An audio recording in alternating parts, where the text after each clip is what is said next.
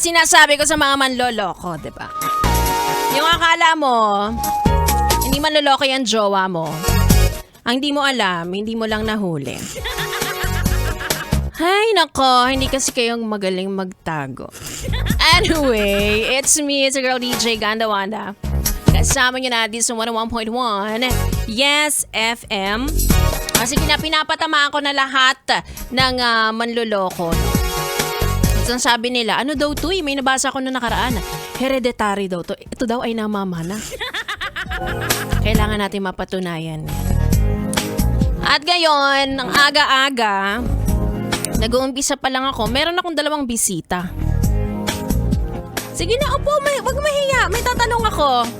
Mga estudyante to eh. Oh, magtatawag pa ako. Recitation to? Recitation? Hindi sumusunod sa si Ronin. ECE from... Sige, magsalita ka. PLM. Gamitin mo yung mic para naman hihiya-hiya naman to si Ronin. PLM po. PLM. Ay, ikaw ba, Ronin? Nagloko ka na? Hindi po. Hindi. Pinag-isipan. So, naniniwala ka ba na once a cheater, always a cheater? Yes po.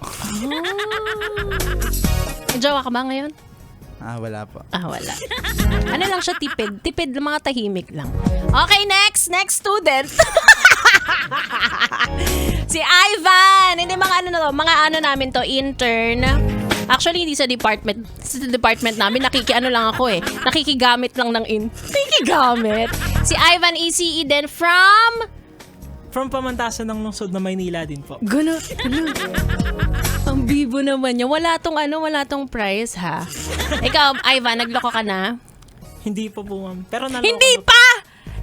So may bala ka. Wala, ma'am. Wala. Pero naloko na kasi. Naloko ka na. Yes. Nahuli mo. Kung may sasabihin ka dun sa nanloko sa'yo, ano sasabihin mo? Actually, parang hindi naman kami nag-end in bad terms. So, Oh. just live her life lang. Wala ka ng final message ka na. Siguro wag mo na lang ulitin. Wag mo na lang ulitin. Bakit? May babalikan mo ba? Hindi po. Huwag ka magalit sa akin. Inaaway mo pa ako. Tinatanong lang naman kita. Nakakaloka. Kaya maraming salamat, Ivan and Ronin. Gusto daw nila akong istorbohin dito. Sige. Ayan ang napapala ninyo. Anyway, ako ay magbabalik. Dahil nag-uumpisa pa lang ang ating gabi, tuloy muna natin ang ating tugtugan dito lang sa stasyong number 1. Number 1. Sa kalokohan. 101.1 Yes FM.